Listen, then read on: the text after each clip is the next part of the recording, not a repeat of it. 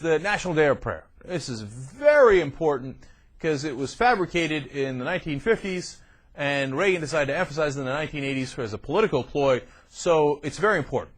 And if politicians don't pray on this day, of course the country falls apart. And I know that Jesus would have wanted politicians to make a big stink out of it because he loved politicians, and he thought, you know what, if you pretend to be praying in public, boy, that'll really get my juices going. And I just wish they would do a proclamation on the day of prayer. And lucky for Jesus, the United States of America has stepped up, and we did a while back. And ever since then, goofy politicians have come out and been like, oh, I'm for prayer! Well, congratulations. Wow, shocking. I didn't see that coming. Now, Obama has decided he's going to celebrate this privately, unlike George Bush, who used to, do jumping jacks and somersaults and land on aircraft carriers and be like, National Prayer Day! It's awesome! It's awesome! All right, just calm down, right? But that was his politics, and that's how he gathered up votes. And Obama thinks, hey, if you're going to do prayer, why don't you do it like most people do, in private, and with some degree of solemnness, and not, be juggling while you're doing it in front of TV cameras. Of course, the Republicans have flipped out over this. Cannot have it. Can't play with it. Wait, I think I got something on that. Cannot play with them. Cannot win with them. Cannot coach with them. Can't do it. Can't do it. If you listen to Elizabeth Hasselbeck and Fox and Friends, they are just outraged over this. Ay, ay, ay. All right, let's have fun. Let's watch clip number 9 here.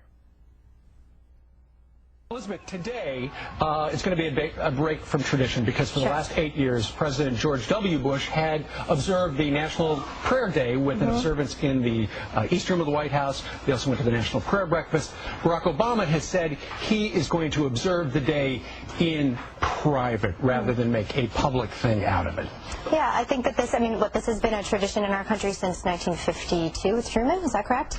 And, this Reagan, 41, right, 43. And this is something that seems to be, in my opinion, a way of having it both ways. And I believe that this is, if any time now is a time where our country could indeed use some prayer. Sure. And certainly prayer does not exclude anyone. It's actually an inclusive way of hoping for the better for this country and our safety and our troops. Absolutely. And so I don't think that bringing it indoors is actually going to accomplish what President Obama probably seeks to accomplish, and that's satisfying both. It's very difficult to try to cater to both schools of thought on this, I believe. I think that, but he's the president, and he's busy, and he's got to hop on Air Force One. He says he likes to pray in private, but when you're a president, do you have a responsibility to lead by example?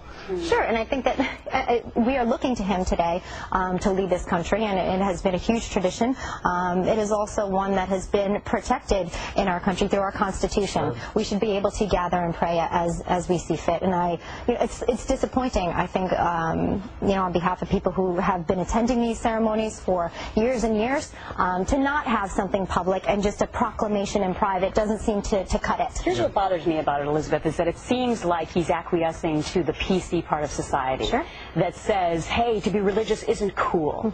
And so let's just do this in private because we really don't want to upset some people way off on the far left. That's what upsets me about it, and I wonder if it's a political decision, and I'm not so sure that we should involve prayer in making a political decision. Well, I think, too, in trying to not offend anyone, you end up pleasing no one, and I think that's the situation we're going to find ourselves in today. Sure. You went to a Catholic university, Boston College, where my daughter Mary goes. Yes. You know that the president has a PR problem with a lot of Catholics regarding his acceptance of an invitation to go to Notre Dame to do the speech on Commencement Day.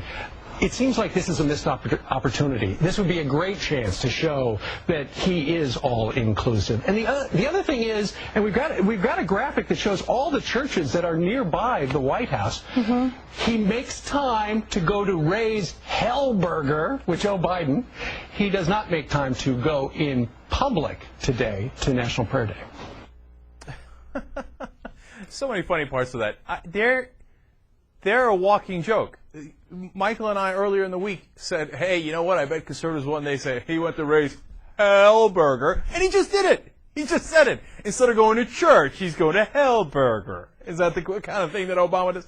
Except he does go to church. He's just not doing it on your goofy National Prayer Day. Okay? And they say, you know what? This is what a country, it's a time when we could really use prayer. According to the conservatives, is there ever a time when we can't use prayer? You know what? The country's doing all right. You know what? I pray to God. Nah, we don't need it. Let's go out and have some fun. Let's go out and grab a beer, right? No, though, for them, it's always a time to pray. And they say he has a responsibility to lead by example. Because if Obama doesn't pray on National Prayer Day, religious folks, they'll forget how to pray. They'll be flummoxed. They'll be like, what do I do? Do I ask God? Satan? Who do I ask? The flying spaghetti monster? Who do I ask? I'm confused. My leader is not leading by example. And if he's not praying in front of a TV camera, I don't really know what to do. And then I love how they turn it around as if it's like they're right constitutionally. And, well, if you don't pray, wouldn't that be against the Constitution? Because the Constitution says freedom of religion. No, that doesn't make any logical sense at all.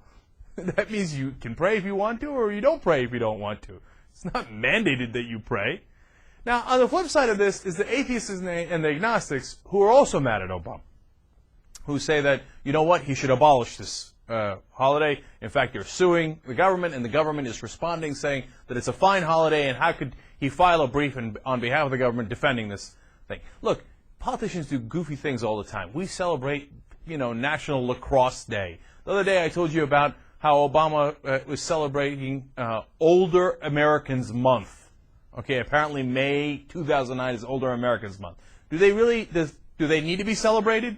I think they're fine. They're Americans either way, right? The lacrosse or the older Americans or the prayer. So it's goofy. I'm not in favor of the so-called day. But do I want to sue to make sure that it doesn't happen? Look, constitutionally speaking, I might rule in their favor if I was a judge. But it's not a pressing issue, man. This is something we can let go and be just fine. I don't need Obama to go and declare that he is not in favor of National Prayer Day. No, don't press. If you ask me, pressing the guy on that on either side is crazy. Let him go, man. Let him go. This is how they make hay out of absolutely nothing.